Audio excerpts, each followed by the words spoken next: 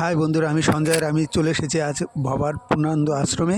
এখানে বালতিতে বা টবে নানান প্রজাতির ফুলের চারা বসানো হয়েছে প্রচুর পরিমাণে, এবং রং বেরঙের নানান ধরনের ফুল গাছের চাষ এখানে করা হয়েছে শুধুমাত্র জৈব সার দিয়ে। জৈব দেখো সার দেয় না বালতিতে এগুলো? কি সুন্দর সুন্দর গোবরের সার নাকি? ডালিয়া এবং নানান প্রজাতির ফুল গাছের চারা বসানো হয়েছে শুধুমাত্র জৈব সার দিয়ে। দেখো খুব সুন্দর নাম তো।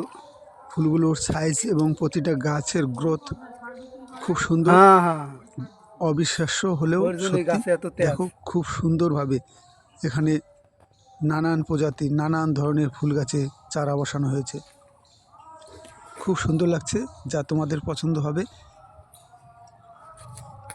রাসায়নিক সার নয়, শুধুমাত্র জৈব সার দিয়ে। দেখো ফুলের সাইজ কত সুন্দর এবং কালার খুব সুন্দর, বিভিন্ন ধরনের বিভিন্ন প্রজাতি। দেখো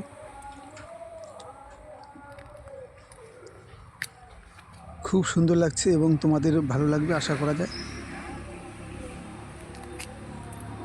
নানান ধরনের ফুল গাছ দেখো, রং বেরঙের, কত সুন্দর লাগছে। এই ফুলগুলা ডালিয়া ফুলের মতন লাগে, কিন্তু প্রতিটা গাছে সুন্দর সুন্দর ফুল ফুটে আছে।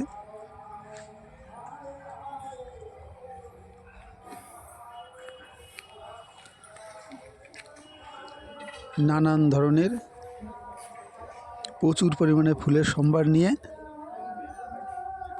দেখো জৈব সার, অন্য কোনো কিছু নয়, শুধুমাত্র জৈব সার দিয়েও ফুল চাষ করা যায় এবং প্রচুর পরিমাণে ফুল পাওয়া যায়, এবং ফুলের সাইজ এবং ফুলের কালারও খুব সুন্দর হয়।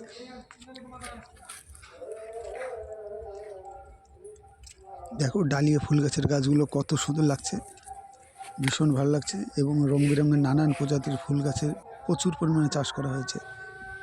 দেখো সবে করি এসেছে ডালিয়া ফুল গাছের, কত সুন্দর লাগছে, ভীষণ ভালো লাগছে, এবং তোমাদেরও ভালো লাগবে আশা করা যায়।